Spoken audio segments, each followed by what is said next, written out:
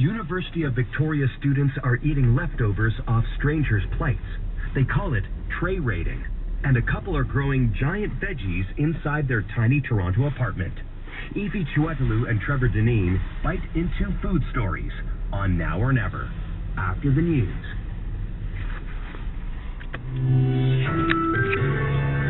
This is CBC News. It's 3 o'clock. Good afternoon. I'm Sean Henry with the CBC News from Montreal.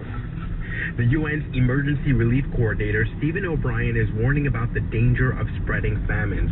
More than 20 million people are at risk of starvation in Somalia, South Sudan, Nigeria, and Yemen. O'Brien says the famines are a result of wars and human conflict, not natural events. He says the UN is set up to help in Somalia, but needs money from donors. We can avert a famine in Somalia. We have a committed, clear, new president, a humanitarian and resilient track record, a detailed plan.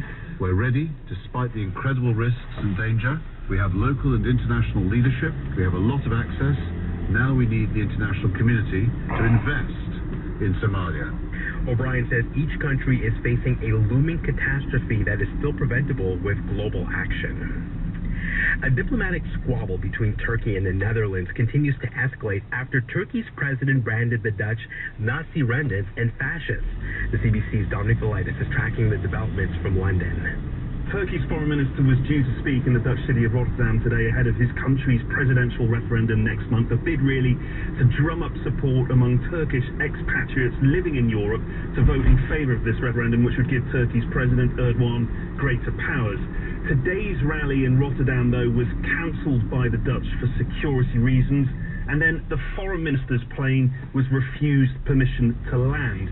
President Erdogan responded by describing the Dutch as Nazi remnants and fascists, and threatened to block Dutch flights landing in Turkey, while his foreign minister went further in his language and threatened actual sanctions. The Dutch, meanwhile, described President Erdogan's comments as crazy and way out of line. Dominic Velitis in London. Donald Trump is praising White House security for apprehending an intruder who entered the grounds late last night. It is not clear what the man's intentions were. He is in custody right now and is being questioned. The CBC's Susan Lunn is in Washington with more. According to a statement from the U.S. Secret Service, this person jumped the fence just before midnight, got onto the ground, but then was arrested a short time later. This person was carrying a backpack. That backpack was then searched, and no hazardous materials were found. The U.S. Secret Service then did sort of a full sweep of the north and south perimeter, the lawns around the White House complex, and didn't find any other security sort of issues or problems. U.S. President Donald Trump was home at the time. His security was never really considered to be in jeopardy. Susan Lunn in Washington. Here at home, a woman is dead after she was hit by a car overnight in Montmagny in the Chaudière-Appalaches region. Police say the woman in her 60s was already lying on the ground on Montée de la Rive Sud when she was hit. They're trying to figure out if the victim suffered a medical condition or if she was involved in an earlier accident. Newfoundland is being hit by extremely high winds. The region is experiencing sustained winds of 90 to 100 kilometers per hour, with some gusts reaching as high as 160. That's hurricane force. The CBC's Devin Haru is covering the men's curling championship in St. John's inside the curling arena. This place is shaking, and it's not because of the fans that we've been seeing throughout the entire week. The roof, you can hear it shaking. I've been talking to people who have worked inside this building for a lot of years.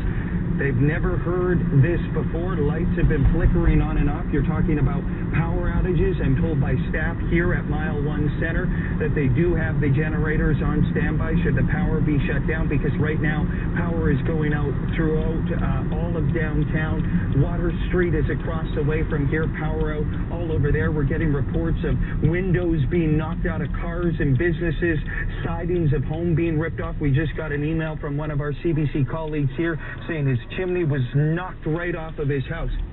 That's the CBC's Devin Haru in St. John's, Newfoundland. Our forecast is coming up in just a few minutes. In sports, the soccer season in Quebec officially kicks off. The Montreal Impact hosts the reigning MLS Cup champions, the Seattle Sounders FC. Olympic Stadium doors open at 5 p.m. The kickoff is at 7, and we will be live from the Olympic Stadium during our 6 o'clock newscast. To the weather now, it is minus 17 and mainly cloudy in Montreal. We're looking for a high of minus 14, although it'll feel much colder than that.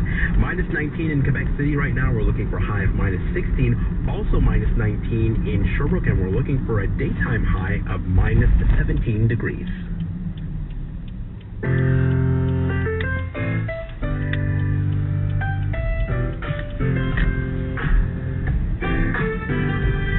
Now or Never, everyone. I'm Trevor Deneen. And I'm E.C. Chiwetel.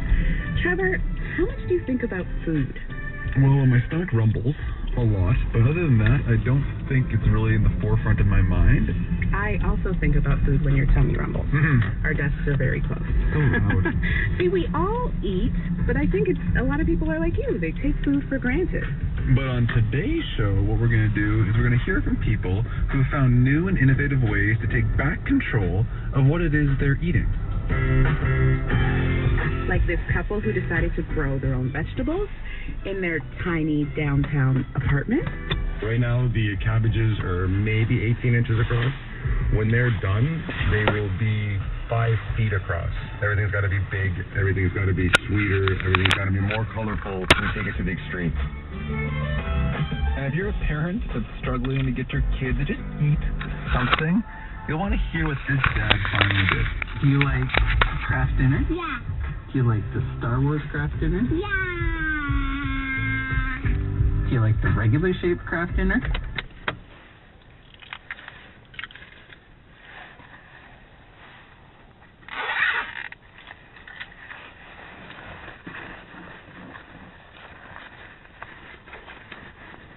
Uh-oh.